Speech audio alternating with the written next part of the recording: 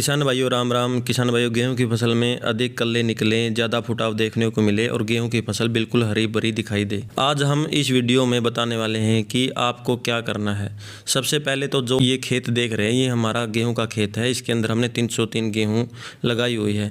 इसके अंदर हमने क्या डाला है आज हम तो किसान भाइयों, हमारी गेहूँ की फसल 1 महीने की हो गई है और इसके अंदर हमने पहला पानी लगाते समय 1 बैग यूरिया डाला था और साथ में 3 किलोग्राम जिंक दिया था और 3 ही किलोग्राम सल्फर की मात्रा दी थी। क्योंकि गेहूं की फसल में पहला पानी देते समय 1 बैग यूरिया डालते हैं तो गेहूं की फसल में उस समय पर नाइट्रोजन खाद की बहुत ज़्यादा मात्रा में जरूरत होती है, ताकि गेहूं की फसल में हरापन बना रहे और फुटवार भी ज़्यादा देखने को मिले।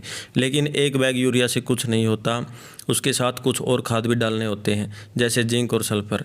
जिंक गेहूं की फसल में बूस्ट का काम करता है और कल्लों की संख्या बढ़ाता है, अधिक कल्ले देखने को मिलेंगे और जड़ों का विकास भी अच्छी प्रकार से होगा। इसी तरह सल्फर है किसान भाइयों, सल्फर अगर आप गेहूं की फसल में डाल देते हैं तो जड़ों का विकास तो साथ ही साथ होगा, क्योंकि जड़ों के अंदर पहला पानी देते समय फंगस लग जाती है और फंगस सल्फर रोक देता है। अगर पौधे के अंदर फंगस नहीं होगी तो आपकी गेहूं की फसल पीली दिखाई नहीं देगी और उसके अंदर अच्छा फुटाव देखने को मिलेगा।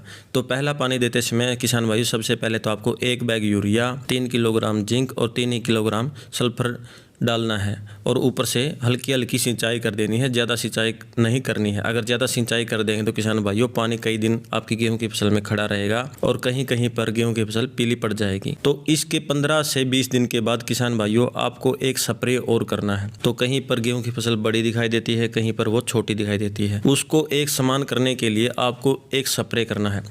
स्प्रे में आपको क्या करना है किसान भाइयों, आपको 3 किलोग्राम सरसों की खली लेनी है। 3 किलोग्राम नहीं ले सकते तो आप केवल 2 किलोग्राम सरसों की खली लें, उसको रात भर पानी में भिगो दें और सुबह वो पानी छान कर किसी बोतल में या बर्तन में इकट्ठा कर लें। और उसके साथ किसान भाइयों 1 किलोग्राम यूरिया खाद और 1 किलोग्राम DAP खाद का घोल भी साथ बना लें। आपने इसका स्प्रे कर देना है।